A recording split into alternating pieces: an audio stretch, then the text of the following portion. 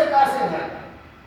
میں نے موضوع بھی اس لیے رکھا کیونکہ آج کل اس کا زیادہ خیال نہیں کیا جاتا. والدین کی عزت نہیں ہو رہی، والدین کا احترام جو قرآن کہتا ہے، جو حدیث کہتی ہے، وہ نہیں ہو رہا. والدین کے حقوق جو ہے وہ پورے نہیں ہو رہے اور ہم جہنم کی طرف جا رہے ہیں. والدین کی نافرمانی کر کے جہنم کی طرف جا رہے ہیں.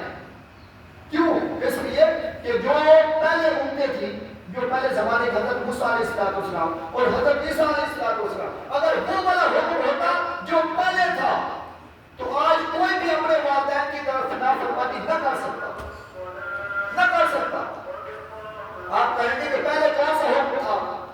پہلے کون سا حکم تھا؟ یہ تو آقا علیہ السلام آئے تو حکم تبدیل ہوا. تو حضرت موسیٰ علیہ السلام کی شریعت میں حکم کیا تھا اور حضرت عیسیٰ علیہ السلام کی شریعت میں حکم کیا تھا؟ اس میں یہ حکم تھا کہ اگر اولاد نافرمانی کرتی، بے ادبی کرتی اور گستاخ ہو جاتی تو اسی شریعت میں جو ان کی شریعت تھی اس میں اس کی سزائے موت تھی، اس کو قتل کر دیا جاتا تھا، سزائے موت تھی. مگر آقا علیہ السلام نے ہمیں اس سزائے موت سے تو بچا لیا. کیا وہ قتل نہیں کر سکتے مگر اس کا گناہ کبیرہ ہوگا کہ یہ بہت بڑا گناہ ہے، بہت بڑا عذاب ہے اور یہ جہنم میں لے جانے والا عمل ہے. اگر والدین کی بے ادبی کرو گے تو جہنم میں جاؤ گے. بار بار فرمایا تاکہ قتل سے بچ جائے اور جو میں ان کو سمجھا رہا ہوں اور تبلیغ کر رہا ہوں اس پر عمل کرے تاکہ جنت میں چلے جائیں. اور آقا علیہ السلام ایک صحابی نے عرض کی کہ یا رسول اللہ صلی اللہ علیہ وسلم مجھے اپنے والدین کے بارے میں کچھ ارشاد فرمائیے. والدین کے بارے میں کچھ ارشاد فرمائیے.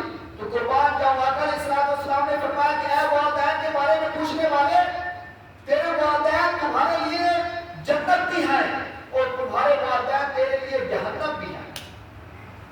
صحابی نے عرض کی کہ جنت کیسے اور جہنم کیسے؟ فرمایا کہ اگر ان کی خدمت کرو گے تو جنت میں جاؤ گے اور اگر ان کی خدمت ترک کر دو گے، نہیں کرو گے، خدمت ترک کر دو گے تو جہنم میں جاؤ گے.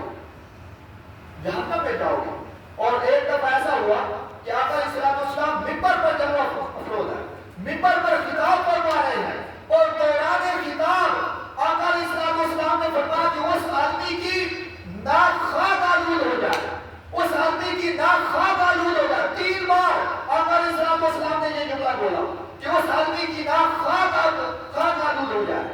اس کا مطلب کیا تھا؟ یہ عربی میں بولا جاتا ہے.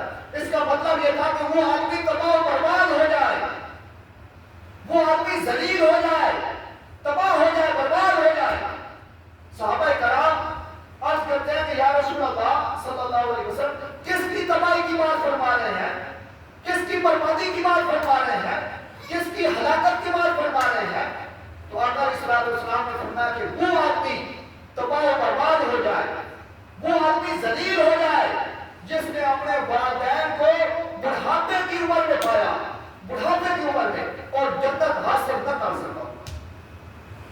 بڑھاپے کی عمر میں پایا اور جنت حاصل نہ کر سکا. مطلب کیا تھا؟ مطلب یہ تھا کہ بڑھاپے کی عمر میں جب والدین پہنچ جاتے ہیں تو پھر آپ کی خدمت بڑھ جاتی ہے، آپ کی خدمت بڑھ جاتی ہے. تو اللہ تعالیٰ کی بارگاہ میں دعا ہے کہ اللہ تعالیٰ ہمیں والدین کے حقوق سمجھنے کی توفیق عطا فرمائے اور والدین کے ساتھ ادب کرنے کی